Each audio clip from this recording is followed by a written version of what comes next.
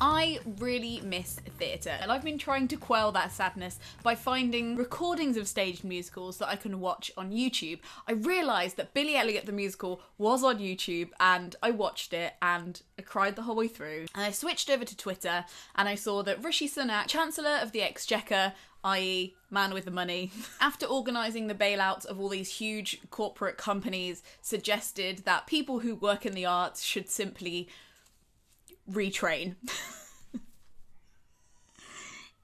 With all the theatres closed in the UK and the dwindling support for live arts in particular, which we'll get into later, I was seeing a huge outpour of hurt and anger about this statement. Now, turns out, like most things, it was a little bit blown out of proportion by ITV. Are there any reputable news sources left? But as this Guardian columnist pointed out, he didn't not say it. And what I was more interested in was the reaction to that statement. I promised in a recent video that I would be expanding on this question of whether the arts has value and is worthwhile. And all of those thoughts started churning together in my head, and whether through placebo effect or actual dot to dot, the whole Billy Elliot, Rishi Sunak, pandemic soup all started swirling in my head, and it birthed this video essay. I'm going to use my thoughts on the film Billy Elliot, the musical Billy Elliot, and the current pandemic to ask the question, if you are an artist, what is the point of working in the arts? In times of emergency, is it worthwhile? Should you, only the second worst R word in 2020 besides R rating, retrain? Now, the reason his statement or alleged statement perhaps hit a massive nerve, but like in any field, there are a proportion of workers that don't just see the arts as a way to pay rent, but a vocation, a calling, or even an identity, which perhaps is more commonly found in the arts, although or arguably can apply to a lot of other industries, because it's so precarious and financially thankless that feeling as though it's a spiritual summons rather than simply a job is probably the only way to rationalise a commitment to it. And I say this as somebody who has always worked in the arts. We have always been in the castle. We have always worked in the arts. So to ask people to dismantle a whole identity in such a dismissive way, you'd think that their industry must be the least lucrative, right? Perhaps even the least sustainable. Perhaps it has a huge carbon footprint. Or maybe most people just don't really like it. It's a no. None of the above. In 2019, the arts and culture industries grew by £390 million in a year, and pre-COVID contributed £10.8 billion a year to the UK economy. It contributes £2.8 billion to the Treasury via taxation and generates a further £23 billion a year, plus exactly 363,700 jobs. It's very specific. Arts Council England, I applaud your specificity.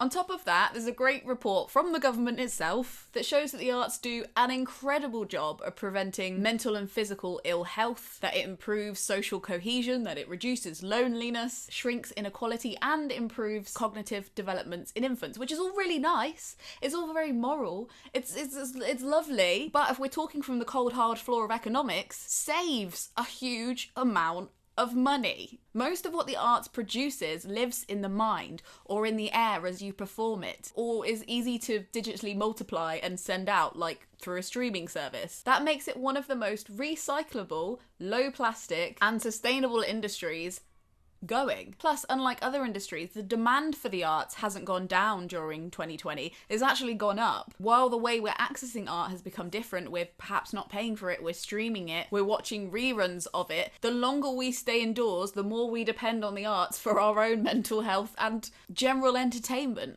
Our sanity depends on reruns of Friends. It's true. That's just my sanity. I'll keep that one to myself. It only applies to me. Plus, the arts has a huge long-term impact on the UK economy. When it comes to tourism, people aren't crossing oceans to see the birthplace of Attlee or the economist John Maynard, what's his name? Keynes. Yeah, I don't even know his name either. They want to roam the fields Jane Austen did. Drink in the bars of Charles Dickens. Throw their headbacks in the theatres that first showed Oscar Wilde's genius. And it's not just the national economy either. Local economies depend long term on it too. Let's look at where I was born, perhaps. Right smack bang in the middle of the country. People weren't flocking to my parts because of Frank Whittle, who invented the jet engine, by the way. Or Alfred Bird, who invented powdered custard. You can laugh, but it's incredibly lucrative. Nope, tourism brought economic wealth to my area of the country because it's the birthplace of Shakespeare. I don't even know how to start. Why do I even have to spell this out? This is such a stupid video. How do we keep a conversation going about the value of art? How do we show its effect?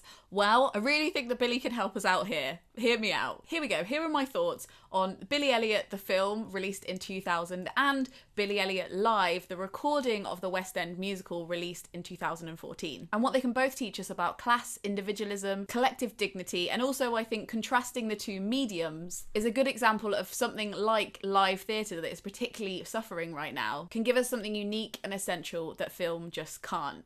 I'm making this point because we're obviously consuming a lot of films right now and TV while we're at home. Theatre's my particular fave, but I'm sure somebody with a different enthusiasm can make a similar video about any element of the arts. Grime offers something different to classical, which offers something different to crochet, which offers something different to clay potting.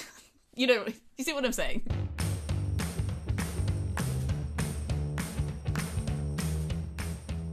So what is Billy Elliot? Well, it's a story that follows a miner's son in County Durham who catches the bug. It's not funny, is it? No, not this year, Lena. Of ballet against the backdrop of his mother's death and the miners' strike. Not the miners' strike, it's very different. The 1980s British coal miners' strike. I was listening to this podcast where they interviewed this guy called Ben Tippet, and he was talking about how he thinks that Billy Elliot is the parable of neoliberalism. It's the individualist over the class struggle, and he goes as far as to say that Billy Elliot is a class traitor. Who does he think he is, rising above the class struggle, escaping to ballet school? But I just like to think there's more to it, especially when we look deeper into the world of the story that the musical gives us. To understand Billy Elliot, I have to go back to another story I adore, which is also both a stage play and a film, Educating Rita. Educating Rita is the spiritual ancestor of Billy Elliot in my head. It's a play turned film that won Julie Walters her first BAFTA. Except, has anyone got a carrier bag? Because I'm not going on home on the tube with this. And she plays a Liverpudlian hairdresser named Rita, who makes an unlikely friendship with a washed-up professor played by Michael Caine, who is so privileged and weather-beaten that the arts become a debased drag for him. Rita is determined to have more than her lot as a woman who simply has children and lives an unexamined life, and has come to worry and agonise over the idea that she is intrinsically different from her working-class family. She describes this moment when she's sitting in a pub, surrounded by an extended group of friends and family, and they all get really drunk and they start singing together. Rita looks amongst all these laughing faces and sees the face of her mum, who has tears streaming down her cheeks. When she asks her mum what's wrong, she gives her the response, "There must be better songs than this." Ultimately, although you should definitely watch the whole thing yourself, the play is about Rita's quest for access to the richness of the arts without having to dismantle her identity as a trade-off. One of the things that might be overlooked when it comes to our approach to Billy Elliot is that Billy isn't a ballet dancer despite growing up in a mining town. He's a ballet dancer because he grew up in a mining town. The only reason Billy is caught in ballet at all is because of the squeeze put on his community by the strikes. Mrs. Wilkinson's class is forced to share a room with Billy's boxing class because their original space in the miners' welfare hall is being used as a soup kitchen. He's also lured in by the ultimate masculine challenge, a dare. Go on, I dare you. Because he's the smallest in a male-dominated family, he arguably particularly latches on so strongly to the arts as a way to vent the grief and frustration he feels in a household that doesn't have any more room for displays of grief that manifest as toxic masculinity and violence. In his household, the arts is seen as having a female influence that not only evokes weakness at a time when the community is supposed to be as hard as nails in the face of police brutality, but it also evokes the memories of his mum.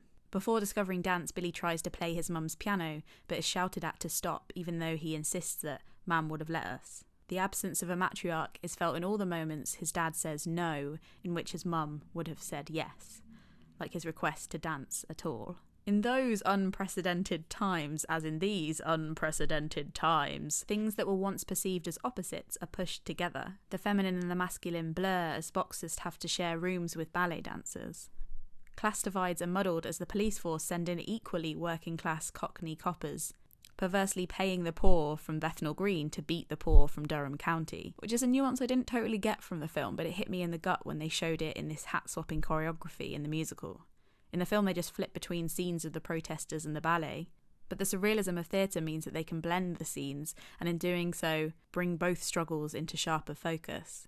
Violence and grace are conflated as the innocence of the children in fluffy skirts and the hardness of the striking miners are brought together in one boy, Billy, and throw the rest of the community off completely. The film tells us the story mostly from Billy's perspective. It's a kind of fisheye look at his experience, and in that way I can see why the story does look kind of neoliberal. But in the musical you can see how Billy's blurring starts to seep into the community around him. His freedom starts to free the people who observe it. It's contagious, if you will. You won't. Okay. It's Billy starting to dance that gives his best friend an in to come out to him, and when he does, Billy celebrates by giving him a tutu. Mrs. Wilkinson has lost her grip on the meaning of her dance classes. It's with sarcasm at the beginning that she encourages the girls to dance so our tawdry little lives can be transformed by the power of art. She's aware of the aspirational dangers of fetishising the arts in a working class community, especially one that's going through so much. It's Billy who reminds her of the power of art to re-dignify a broken person and how shared joy multiplies. She takes joy in remixing his masculinity, dancing with him in boxing gloves, comforting him when he cries, duetting with her and, on stage, directly mirroring her. The musical turns Mr. Braithwaite, a figure of looming masculinity in the film, who joins in taunting Billy. You look like a right wanker to me, son. Into a celebratory figure of secret happy masculinity, who is fascinated by the theories of dance because he studied at the local polytechnic. I could do a whole separate video essay on the character of Billy's grandmother. In the film, she's some kind of passive, dementia-ridden old person who suggests that Billy train in something more useful. Her perhaps delusional repetitions that she could have been a ballet dancer are used to add to the rest of the family's perception of Billy's dreams as absurd. But in the musical, she's given her own song and backstory, and she sings about the trauma of dominant masculinity in the village's past, that her husband bashed her around, but that's just how it was in those days. It was only when they were dancing that they got to connect, and she got to forget. And her biggest dream now is to dance as herself and not an accessory to her late husband. Billy's dad is perhaps the hardest to crack. In the scene where it all changes though, Billy meets his dad, who's spooling for a fight, with a standoff of a different kind. His moves are joyful, but look at that direct eye contact. That is a stare down between an alpha male and a challenger. Billy refuses to fight and instead defiantly feels. It's a face-off between two types of warring masculinity. Billy wins. His dad runs away, but after that, his dad is all in. He goes from patriarch to guardian. He fights for Billy, puts himself in awkward situations for Billy, and even, eventually, sacrifices his own integrity in the community for him. What's beautiful about the musical is that the community reacts by retracting this kind of either or, the community or the individual, and the miners see Billy's dad struggle and come together to raise the money for Billy, so his dad doesn't have to choose. The musical has these songs with titles like Solidarity and Individuality that, when sung, complicate those issues. They kind of poke fun and interrogate them, showing them to be more messy than the politicians who throw the words around might make them seem. Both the miners and the coppers sing "We're proud to be working class, solidarity forever," showing that you can have identical values and similar identities and still be on opposing sides. There isn't one way to be working class, and there isn't one way to be yourself. The musical shows that there is a difference between individuality and individualism. Although ultimately the reality of things means that Billy does move to London, he doesn't want to. He's not seen staring out of the window and dreaming of a better life in the capital. His friend Michael asks innocently why he can't be a ballet dancer here, and Billy agrees it's nonsensical. He doesn't elevate himself from his surroundings by dancing. He's celebrating them. He's augmenting them. When he applies to ballet school, Mrs. Wilkinson focuses on his dancing. She doesn't preen him with etiquette or give him an outfit change as it would have been narratively so easy to do. Can you imagine the montage? She helps him craft a dance based on his experiences rather than getting him to ape a complicated dance of the elite. But the biggest difference has to be the ending. In the film, the climax of Billy's success is starring in Swan Lake in a fancy theatre in London, and his relatives must attend in awe. In the musical, he's given his happy ending earlier. It's that he goes and does what he loves, but his final act before he leaves is taking the knee before his county miners' district flag. It's an act of respect, of unity, and I like to hope a promise that he will return. And of course, because it's a musical, we're allowed a scene of collective joy and celebration at the end. And it's so good. It's completely emblematic of the fact that this isn't all about Billy. Ultimately, it's not about Billy's exceptionalism or his talent. That's not what gets him a place at the dance school. He actually fluffs up his audition and doesn't wow the judges. It's his answer to the question, what does it feel like when you're dancing? That's what gets him in, is that he disappears, as he says, and becomes more than himself. Not an individual, but something else. He's willing to be vulnerable, he's willing to ask. And he isn't willing to let others not face up to their own pain or the pain they inflict on others. The bit that makes me cry the most in both the film and the musical is when Mrs. Wilkinson says that Billy's mum must have been a really special woman. It's meant to comfort Billy and uplift him, but Billy's just confused. Billy replies, nah, she was just my mum. What's great about the arts and the way the arts is portrayed in Billy Elliot is that it challenges the idea that joy is for the exceptional and that worth is for the few. A place on that bloody wall. The 2020 pandemic is a time where we've had to face the decision, sacrifice the things we as humans have invented, like the economy, or sacrifice something very material and very real, our actual living bodies. Or at the very least, that decision is being made for us, and the degree to which it is done is what is causing all the upset. Like frontline workers, the coal miners play a fundamentally vital but ultimately very, very functional role in society. They move as one body, and when the pits cease to benefit the economy, the bodies of the miners are thrown away. Billy's dad expresses in that beautiful folk song how he never chose to be a miner. In fact, he dreamed of other things, but he was sent into the ground by the economic factors around him. It is in the rejection of his body as merely a tool, and instead picking up his body as an instrument, that Billy transcends his place as a cog in the capitalist apparatus, and in turn helps his community reclaim their own bodies, in a situation that throws society's use of body, and therefore their identity and income, into chaos. Obviously, the arts in the UK isn't innocent of letting corporations use disadvantaged bodies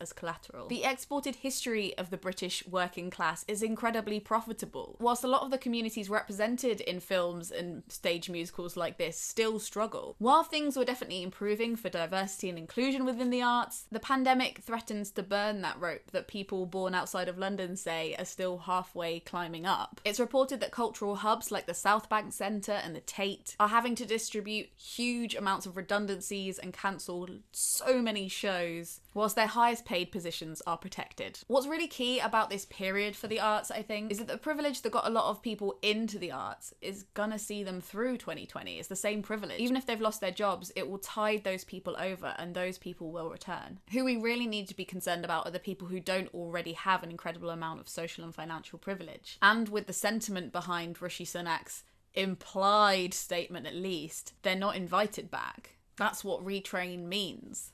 I really have faith that the parts of the arts and the theatre that we're missing right now in the UK will return, but most certainly it won't have the meat on the bones that it used to have, and I also fear perhaps that it won't have a beating heart. Whatever it says in nice speeches, on paper, what the government is asking us to do by suppressing and undervaluing the arts is to have an incredibly stiff upper lip in a moment of mass pain. Stiff upper lip? Could we be more British? This is what people joke about us doing. They have us thinking that in order to survive, we have to smash up our pianos for firewood. In some ways, it looks good. So far, over 360 million of the 1.7 billion promised has been allocated, with 42 cinemas sharing 650k, 455 heritage sites splitting 103 million between them. But because of the freelance nature and just because of the way this money is being distributed by the people who are receiving it, it's not really being seen by actors, writers, musicians, or any of the lower paid workers they're the art. That's the arts.